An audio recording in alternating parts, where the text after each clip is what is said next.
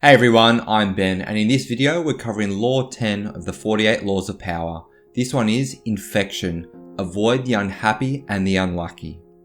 And what this one is really about is understanding that there are certain people that have misfortune after misfortune. They're consistently surrounded by negative experiences and they project a lot of negativity. This can impact you in a way that can be almost contagious, that their bad luck, their negative experiences, their negative outcomes start becoming your negative experience and your bad luck and your negative outcomes. It's important to understand the effect of the people that you surround yourself, that they have on you and your success. You hear the advice very commonly that you need to surround yourself with the people that you want to be like, that you become the company that you keep. So it is really important to avoid the unhappy and the unlucky and focus on positivity, surrounding yourself with positive people and positive experiences. Now there's two key reasons why this is important. The first is that you need to protect your mental and emotional well-being. Being surrounded by negativity can bring you down and it wears you out. It is a constant toll on your energy, both from you experiencing it by association with someone else, but also the energy that you direct into trying to help this person. This is the key part to the infection.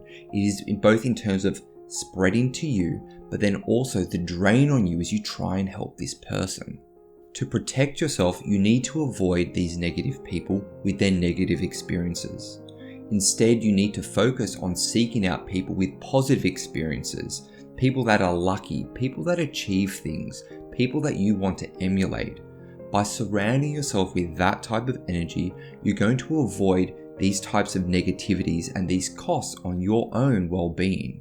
You're going to be able to stay focused, be motivated, and feel empowered to achieve all the things that you want to do, instead of feeling like you are being drawn down and establishing a guilt almost by association from this other person who is constantly bombarding you with their unluckiness and their unhappiness. Soon enough, you will be grouped together in that unluckiness and unhappiness that that person has. This is important. You need to avoid it. The second point is you need to safeguard your reputation and your image. When someone that you associate with, one of your close colleagues, friends, mentors, or proteges is very unlucky or negative or unhappy, it impacts you. You aren't an island, but the company that you keep almost establishes a guilt by association. If you hang around with people that are down on their luck, people will start to think that you are down on your luck. If you start to hang around with people that are high achievers, people start to think that you are a high achiever. This is because there is a little bit of osmosis between you and the people that you hang around. You know this in a social setting, that if all of a sudden you start hanging around with smokers, you will eventually want to take up a cigarette and start puffing away like the rest of the people that you hang around with. The same as if all of your friends have a certain interest around a sport or another activity, soon enough you will start to develop that interest in that sport or activity as well. Now that is the effect that it has on your image, but then you need to look at what that does to your reputation and how people perceive you. What I'm really trying to say here is that you want to avoid the perception of negativity, of being unhappy, of being miserable, and you want to seek out the reputation of being positive and confident and someone who achieves things. And one of the key ways that you do this is the company that you keep. You need to avoid the former, and you need to make sure that you try and seek out people that are positive and that are achievers and that are aligned with the outcomes that you want to achieve more broadly in your life. This will help you establish power and open a lot of doors that you're going to need as you climb the ladder. So in terms of effectively applying this law, it comes down to 4 key principles. The first is you need to be mindful when you make new connections. When you meet someone for the first time, you need to look very deeply into their behaviors and establish what type of person they actually are. You're going to be investing your time potentially with this person in either a project, a collaboration, even just in terms of social networking. And so you need to really understand who you're getting in bed with. You need to look out for things that indicate that they are unhappy, that they feel unlucky, or they're constantly complaining. These are the things that indicate they may have a negative effect on your well-being and your reputation. Instead, you want to be looking out for the things that are positive, that are achievement and outcome based. Things that indicate that this is a person that you want to bring into your life and associate with, that you want people to know that you associate with. Now, this isn't to say that you shouldn't show empathy or be supportive of people that are down on their luck, but you need to understand the effect that this can really have. You need to ensure that with those types of people, you establish clear boundaries and you don't do anything that is going to hurt you both in the short term and in the long term.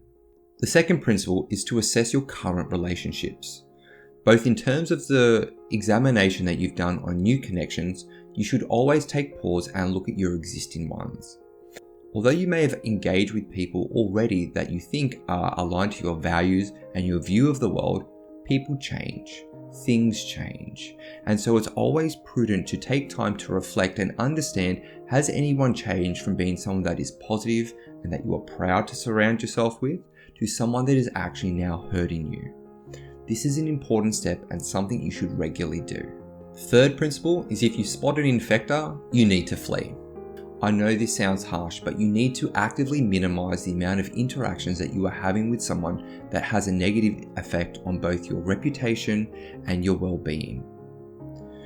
Although you will want to help this person naturally, by getting more and more enmeshed in their lives and spending your time and energy both trying to help them but also stave off the negative effect that they are having on your life, it will just wear you down.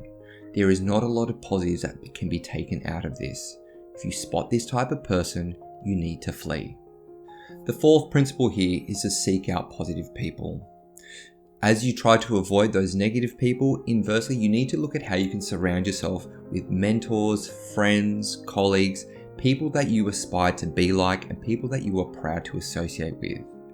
You need to work out what are those values and attributes that you think are positive, that you value in your life and you aspire to have, and you need to find those in other people and then associate with those people.